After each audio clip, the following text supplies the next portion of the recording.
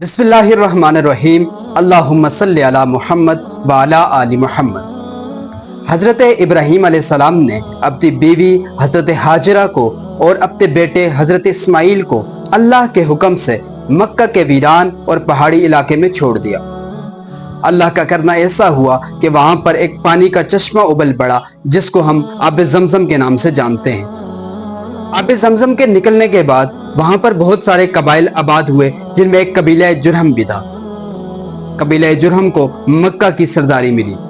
काफी अरसा तक वो मक्का के सरदार रहे, लेकिन उन्होंने काबा की बेहुरमती और काबे के माल को अपने जाती खर्च के लिए इस्तेमाल करना शुरू कर दिया। उस कबीले का एक शख्स मजाज बिन अमर था जो उनको मना करता कि काबे के माल को अपने जाती खर्च के लिए इस्तेमाल न करो और काबे की बेहुरमती न करो, लेकिन उनके कबीले वालों पर जरा असर न हुआ। बनु बकर बिन अब्द मन्नाफ बिन किनाना और गबशान खुजाई ने इन लोगों को यहाँ से मार भगाकर यमन की तरफ रवाना कर दिया। जाते हुए मजाज बिन अमर ने काबे का तमाम मालो दौलत, सोना चांदी, तलवारें, ज़रें आब ज़मज़म के कुएं के अंदर डालकर मट्टी डालकर उसको बंद कर दिया और यूं आब ज़मज़म का नामो निशान मिट गया। कबीला जुरहम के बाद खुजा और कुसै बिन किलाब की सरदारी का जमाना भी गुजर गया। कुआं बंद रहा, यहाँ तक के हजरत अब्दुल मुत्तलिब की सरदारी का जमाना आया।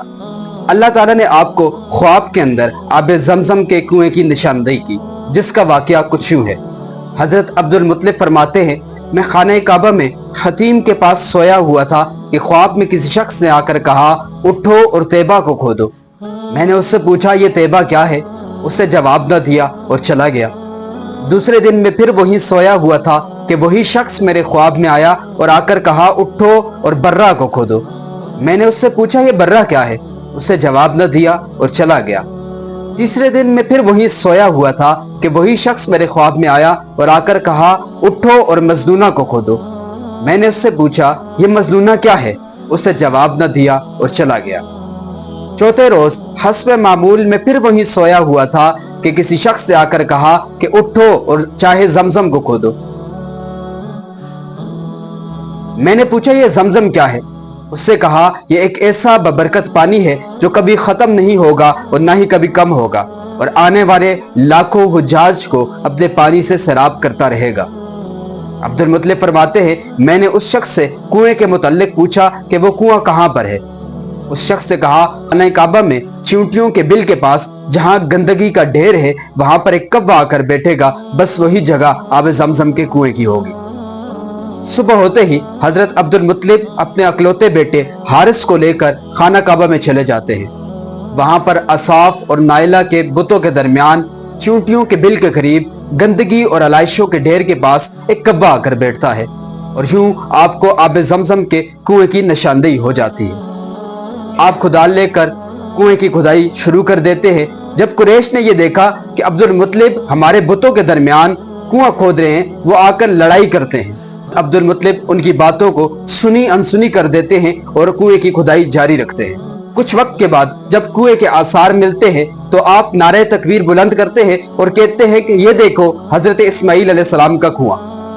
जब कुरैश ने यह देखा तो कुरैश इस बात पर लड़ने लगे कि हमें भी इस काम में शामिल करो। अब्दुल मुत्तलिब सरासर इनकार कर देते हैं और ये कहते हैं कि अल्लाह ताला ने मुझे इसके लिए चुना है, इसलिए मैं तुम्हें हरगिज इसमें शामिल नहीं करूंगा। कुरैश के कबाइल और लोगों ने आपसे लड़ाई करने का फैसला किया। हजरत अब्दुल मुत्तलिब ने जब ये देखा कि कुरैश के लोग लड़ाई पर उतर आए हैं तो आपने फरमाया, कोई ऐसा शख्स मुकर्रर कर दो जो हमारे दरमियान फैसला करे। तो ये होता है कि बनु साद बिन खुजैल की एक नजूमी औरत से इस बात का फैसला करवा लिया जाए।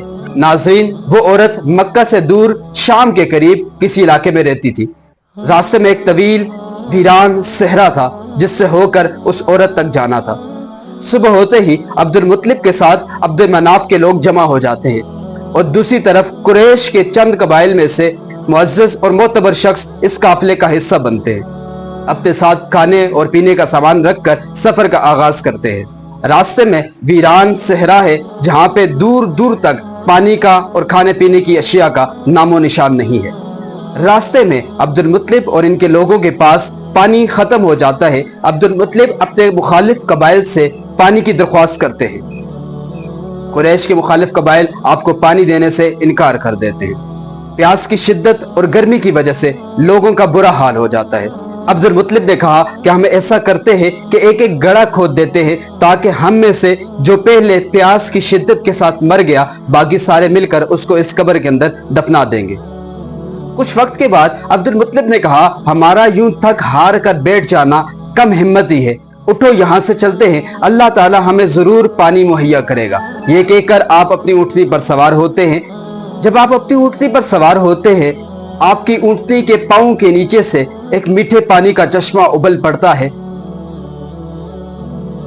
जिसे देखकर आप और आपके कबीले के लोग नारे तकबीर बुलंद करते हैं और खूब सैर होकर पानी पीते हैं। अब्दुल मुत्तलिब अपने मुखालिफ कबाइल को पानी पीने की दावत देते हैं।